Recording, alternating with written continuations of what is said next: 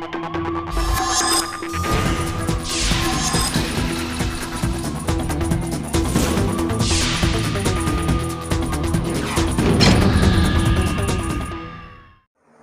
मैं आकांक्षा भारत 80 न्यूज़ पर आप सभी का स्वागत करती हूं। आज हम बात करने जा रहे हैं कनाडा की पैन फैमिली की। हैन पैन और बिग हा पैन दोनों वियतनाम के रहने वाले थे। 1979 में एज रिफ्यूज़ी वो कनाडा शिफ्ट होते हैं। दोनों की मुलाकात होती है, शादी होती है और 2 बच्चे होते हैं, एक बेटी जेनिफर और बेटा फेलिक्स। हैन पैन और बिग हा पैन दोनों एक ही कंपनी में जॉब करते हैं, जहाँ पर उनका काम था कार के पुर्ज़ों को बनाना और डाई बनाने का। बच्चे धीरे धीरे बड़े होते हैं। जेनिफर जब 4 साल की होती है तो उसका एडमिशन पियानो क्लास में और साथ ही साथ स्केटिंग क्लास में करवा दिया जाता है। पेरेंट्स का मानना था कि जो सपने हम पूरे नहीं कर पाए वो हमारे बच्चे पूरे करेंगे। धीरे धीरे जेनिफर का इंटरेस्ट भी पियानो और साथ ही साथ स्केटिंग में बढ़ने लगता है। सभी को पूरी उम्मीदें थी कि ओलंपिक्स में कनाडा को वो रिप्रेजेंट करने के लिए तैयार हो जाएगी, लेकिन जब वो 14 साल की थी तो एक सड़क दुर्घटना में उसके पैरों में इतनी ज़्यादा चोट आती है कि वो दोबारा कभी स्केटिंग कर ही नहीं पाती। अब उसका पूरा ध्यान पियानो की तरफ था, मगर उसके पेरेंट्स ने एक्सपेक्ट कर रखा था कि वो एक डॉक्टर बने। इस बारे में उन्होंने जेनिफर से बात की, जिसे जेनिफर ने सुना और वो काफ़ी दुखी हुई, लेकिन वो चाहती थी कि वो पियानो इंस्ट्रक्टर बने। इस वजह से उसने पियानो पर ही ध्यान देना ज़्यादा बेटर समझा। जब वो 10th क्लास में पहुंची तो पेरेंट्स और ज़्यादा स्ट्रिक्ट हो चुके थे। उन्होंने उसे हिदायत दे रखी थी कि वो पढ़ाई पर उसे ध्यान देना बहुत ज़्यादा ज़रूरी है, वो किसी और से बात ना करे, वो बहुत ज़्यादा दोस्त ना बनाए, किसी लड़के से मतलब ना रखे। इन सारी हिदायतों के बीच में वो अपने स्कूल जाती और स्कूल से घर आती। इसी बीच 10th क्लास में ही उसकी दोस्ती एक लड़के से होती है जिसका नाम था डेनियल ची क्वांग वांग। धीरे धीरे ये दोस्ती प्यार में बदलती है और दोनों रिलेशनशिप में आ जाते हैं। कुछ वक्त बाद जब रिज़ल्ट आता है तो म्यूज़िक की वजह से किसी तरीके से जेनिफर 70% के साथ हाई स्कूल में पास हो जाती है। वो 12th क्लास में जाती है तो पेरेंट्स उसका म्यूज़िक और एक्स्ट्रा करिकुलर एक्टिविटीज़ सारी बंद करवा देते हैं, क्योंकि उन्हें ऐसा लगने लगता है कि कहीं ना कहीं इन सारी चीज़ों की वजह से उनकी बच्ची का रिज़ल्ट ख़राब हो रहा था, और वो उस पर प्रेशर डालने लगते हैं कि वो डॉक्टर बनेगी, इस वजह से वो अपनी पढ़ाई पर पूरा ध्यान दें। धीरे धीरे वक्त बीतता है। जब 12th का रिज़ल्ट आता है, कैलकुलस में वो फेल हो जाती है। वो अपना रिज़ल्ट देखती है तो उसे लगता है कि अगर मैंने ये रिज़ल्ट अपने पेरेंट्स को दिखाया तो कहीं ना कहीं वो मुझे फिर से प्रेशराइज़ करेंगे कि मैं वापस से पढ़ाई करूं, 12th पास करूं और डॉक्टर बनूं। उसने एक प्लान बनाया, उसने झूठ बोला और उसमें अपने पेरेंट्स को शामिल किया। उसने एक फ़ेक रिज़ल्ट बनाया जिसमें उसने ये भी लिखा कि उसे डायरेक्टली एक यूनिवर्सिटी में एडमिशन दिया जाता है। उसके पेरेंट्स को जब ये रिज़ल्ट मिलता है तो वो बहुत खुश हो जाते हैं और उसे परमिशन दे देते हैं। अब जेनिफर हर दिन यूनिवर्सिटी के लिए निकलती। यूनिवर्सिटी के पास ही एक कैफ़े था, वहाँ वो जाती और हर दिन वहाँ के कैफ़े में बैठ करके वो या तो पियानो के इंस्ट्रक्शन दिया करती या फिर वो अपने बॉयफ्रेंड से मिलती। वहाँ से जो पैसे मिलते वो उसे अपने पास रखती। धीरे धीरे वक्त बीतता गया। अब जेनिफर ने सोचा कि एक और झूठ बोलने का वक्त आ गया है। उसने अपने घर में एक और झूठ बोला और उसने कहा कि उसे स्कॉलरशिप मिली है और साथ ही उसे टोरंटो की यूनिवर्सिटी में एडमिशन मिल चुका है। अब उसके पेरेंट्स और भी ज़्यादा खुश थे, क्योंकि वो चाहते ही थे कि वो डॉक्टर बने, लेकिन साथ ही साथ जेनिफर ने ये भी बोला कि उसे 1 हफ़्ते के लिए वहाँ यूनिवर्सिटी में उसकी जो दोस्त रहती है कैंपस में, वहाँ रहना होगा, क्योंकि वो चाहती थी कि वो डेनियल के साथ रहे। पेरेंट्स को लगा कि पढ़ाई के मामले में उसे वहाँ रहना है तो उसे परमिशन देना बेटर होगा। इस वजह से उन्होंने उसे परमिशन दे दी और उसने अपना सामान बांधा, वो डेनियल के घर जा पहुँची।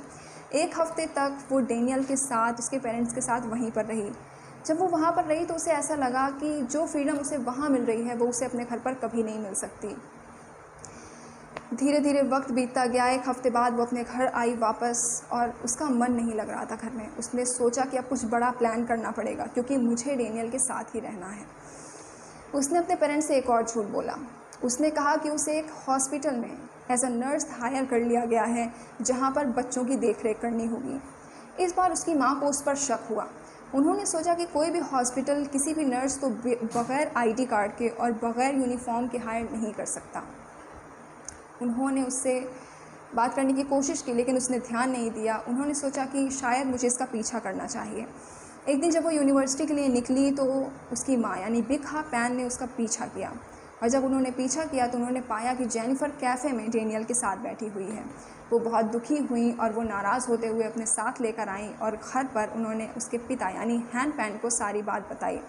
जब उससे पूछा गया तो उसने बताया कि उसने 12th क्लास में किस तरीके से झूठ बोला था और उसके बाद वो लगातार झूठ ही बोल रही थी। जब इस बात का खुलासा हुआ तो उसके पिता बहुत नाराज़ हुए। उन्होंने यहाँ तक उसे हिदायत दे दी कि अब उसे घर छोड़कर जाना होगा। लेकिन बिग पेन ने उसके पिता से बात की और उनसे कहा कि अभी तक इसने अपनी स्कूलिंग भी ख़त्म नहीं करी है, ऐसे ये कहाँ पर जाएगी, कैसे कहाँ पर रहेगी जा कर के। उसके डैड ने भी सोचा कि माँ बिल्कुल सच कह रही है, इस वजह से उन्होंने उसे परमिशन दी और उन्होंने कहा कि अपनी स्कूलिंग ख़त्म कर सकती है। अब जेनिफर अपने घर पर रहकर अपनी स्कूल की पढ़ाई करने लगी। डेनियल को ऐसा लगने लगा कि शायद जेनिफर अपने पेरेंट्स की वजह से उसे वक्त नहीं दे पा रही है। इन चीज़ों के चलते हुए डेनियल ने एक और गर्लफ्रेंड बना ली। जब जेनिफर को इस बात का पता चला तो जेनिफर काफ़ी नाराज़ हुई, काफ़ी दुखी हुई और उसने एक और झूठ बोला। इस बार वो झूठ उसने अपने पेरेंट्स से नहीं बल्कि डेनियल से बोला था। उसने डेनियल से कहा कि मेरे घर पर कुछ लोग आए जो कॉप की ड्रेस में थे, उन्होंने मेरा गैंग रेप किया और उसके बाद वो चले गए और ये सारी चीज़ें तुम्हारी गर्लफ्रेंड ने ही करवाई हैं। जब डेनियल को ये पता चला तो डेनियल बहुत दुखी हुआ। उसने अपनी गर्लफ्रेंड से इस बारे में बात की और दोनों का ब्रेकअप हो गया।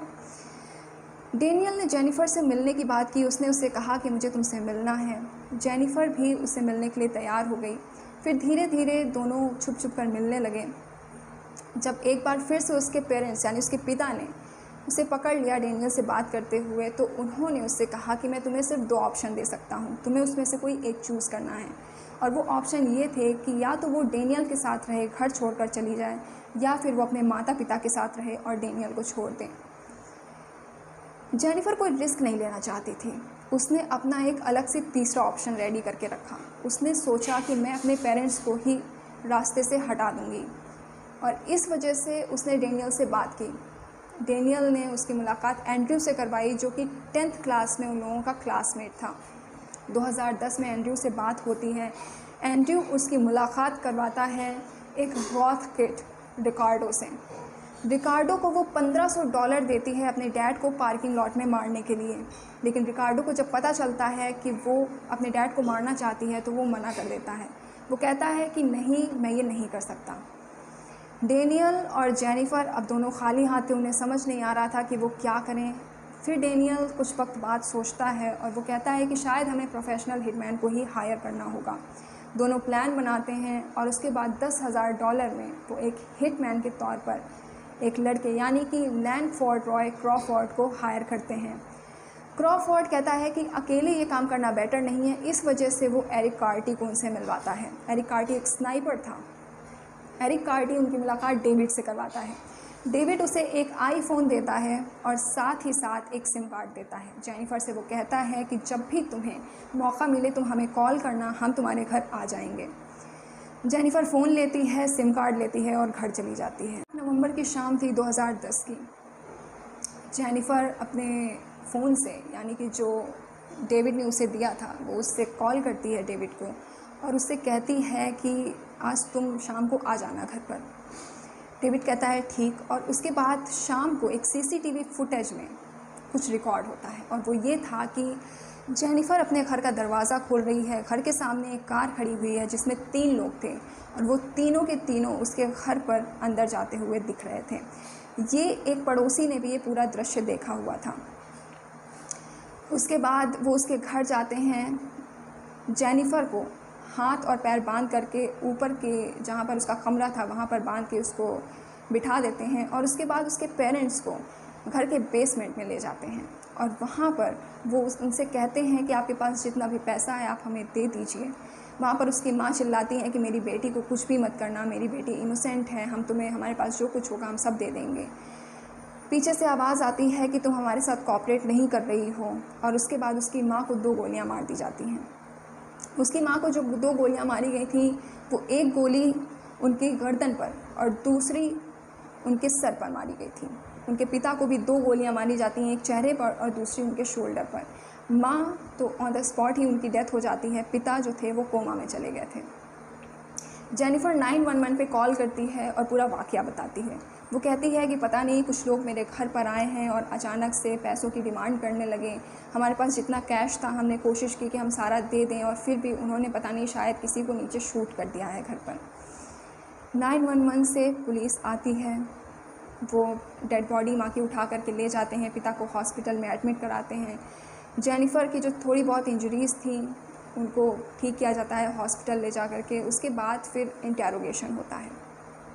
जब इंटेरोगेशन होता है, विलियम बिल जो कि डिटेक्टिव थे जो इंटेरोगेट कर रहे थे इस पूरे केस को, वो 22 नवंबर 2010 को इंटेरोगेट करते हैं। तीसरा इंटेरोगेशन जो था उसका वो लेते हैं और वहाँ पर वो रीड टेक्नोलॉजी का यूज़ करते हैं बिकॉज़ उनके पास एविडेंस भी था एक सीसीटीवी फुटेज के तौर पर कि उन्होंने देखा हुआ है कि जेनिफ़र ने खुद दरवाज़ा खोला है, लेकिन जेनिफ़र लगातार इस बात से इनकार कर रही थी। इस वजह से वो उसको रीड टेक्नोलॉजी के द्वारा उसको भ्रमित करने की कोशिश करते हैं। वो उससे कहते हैं कि जेनिफ़र शायद तुम जानती नहीं हो, लेकिन हमने पूरे कनाडा में एक ऐसा सॉफ्टवेयर फिट करके रखा हुआ है जिससे हम सैटेलाइट के थ्रू डायरेक्टली किसी के घर में क्या हो रहा है हम देख सकते हैं स्कैन करके। जेनिफ़र डर जाती है और वो कबूल करती है कि जो किया है उसने किया है और उसकी बहुत बड़ी गलती है, लेकिन उसके पहले भी वो नहीं मानती। वो लगातार यही बोलती रहती है कि उसने उन लोगों को हायर किया था तो अपने खुद के लिए हायर किया था, वो नहीं चाहती थी कि अपने पेरेंट्स को मरवाए, लेकिन गलती से वो लोग उसके पेरेंट्स को मार देते हैं क्योंकि वो लोग कोऑपरेट नहीं करते। ट्रायल होता है कोर्ट में, यही कुछ मार्च 2014 से लेकर के दिसंबर 2014 तक ट्रायल होता है और उसके बाद सभी को उम्र कैद की सज़ा सुना दी जाती है। जेनिफ़र को उम्र कैद की सज़ा सुनाई गई थी जिसमें उसे 25 साल बगैर पैरोल के जेल में रहना था और उसके बाद उसकी सज़ा आगे कंटिन्यू चलती रहती।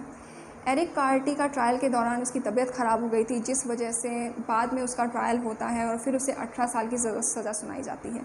2018 में एक बीमारी की वजह से उसकी मौत हो जाती है जेल में ही। ज़्यादा हाइप थी इस केस की, सभी लोग परेशान थे, चाइनीज़ न्यूज़पेपर की हेडलाइन थी ये, इवन कनाडा में भी बहुत ज़्यादा हलचल मची हुई थी। जो एक जर्नलिस्ट थे जिन्होंने पूरा स्टार्टिंग से लेकर के लास्ट तक इस न्यूज़ को कवर किया था, जेरेमी ग्रिमाल्डी, उन्होंने इस पर एक पूरी बुक लिखी जिसका नाम उन्होंने रखा था अ डॉटर्स डेडली डिसेप्शन। उनकी ये बुक बेस्ट सेलिंग बुक थी और उसे अवार्ड भी मिला था। जब ये सब कुछ हो रहा था उसी बीच जेनिफ़र के पिता और भाई ने एक अपील डाली कोर्ट में। उन्होंने कहा कि वो नहीं चाहते कि जेनिफ़र किसी भी तरीके से उनसे या किसी भी रिलेटिव से कोई भी ताल्लुकात रखे। इस वजह से कोर्ट ने जेनिफ़र को किसी भी रिलेटिव से मिलने से बैन कर दिया और साथ ही साथ उसे डैनियल ची कॉन्ग वांग जो कि उसका बॉयफ्रेंड था उससे भी मिलने से बैन कर दिया गया। इस वक्त सभी जेल में अपनी अपनी सज़ा भुगत रहे हैं। खैर, आज की थी इतनी सी कहानी। अगले हफ्ते आपसे फिर से मुलाकात होगी ऐसी ही किसी नई कहानी के साथ। तब तक के लिए आप दीजिए मुझे इजाज़त। नमस्कार।